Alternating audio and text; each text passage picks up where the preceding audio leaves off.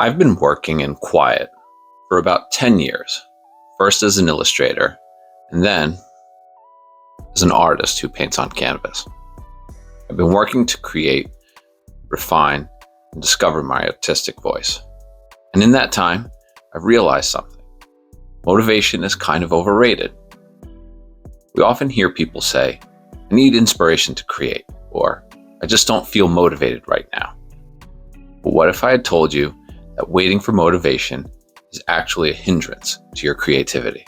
Sure, motivation can give you a temporary spark, but creativity, real, lasting, undeniable creativity, is built through repetition, habit, practice.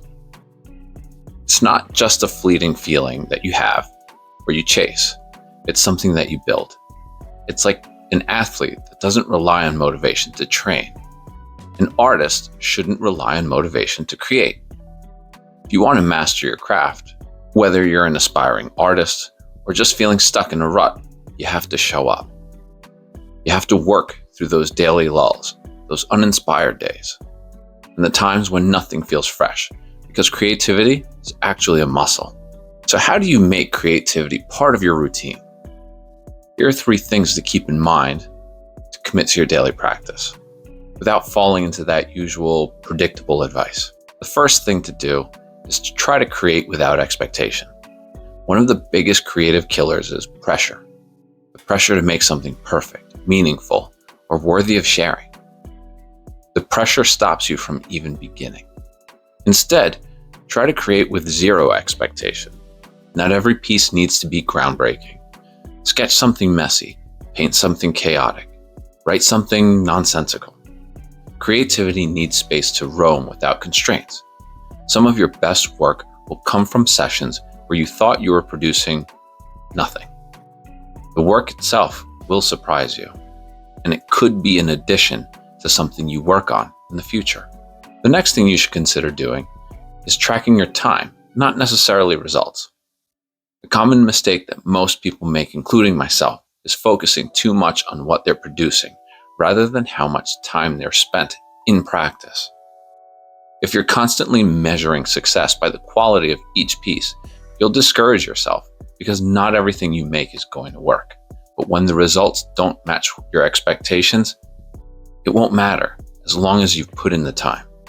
So instead, try to commit to something like a time-based practice. Say, I'll get started for a minimum of 30 minutes today, rather than I need to finish a really good piece, or I only have 30 minutes, so I have to commit to something really small, making it look great. Don't do any of that. Once you start measuring your time output, you remove the pressure to allow yourself to engage with creativity as a process rather than a final product. The last thing you should consider doing is change your creative environment. If your workspace feels uninspiring, your creativity may follow suit.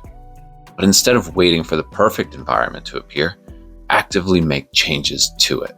It doesn't mean that you have to have a studio, because believe it or not, I don't. I've never had a studio. But maybe it might mean rearranging your desk, moving into a different room of your home, or moving across the room from where you currently work, or even taking a sketchbook out somewhere. I sometimes like to draw in my car. Sensory changes trick your brain into feeling refreshed, even when your ideas are still kind of stale. Sometimes creativity needs a shift in scenery to regain momentum, or just something like a shift in your position. The truth is, creativity isn't something that you find. It's something that you build. It doesn't rely on fleeting inspiration, and it doesn't wait for motivation. The best artists know that consistency is what separates occasional bursts of creativity from lifelong mastery.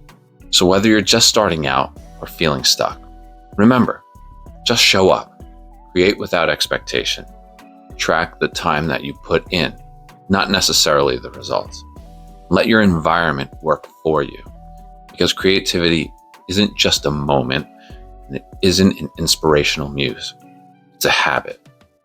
And if you stick to your habits, it becomes a lifestyle.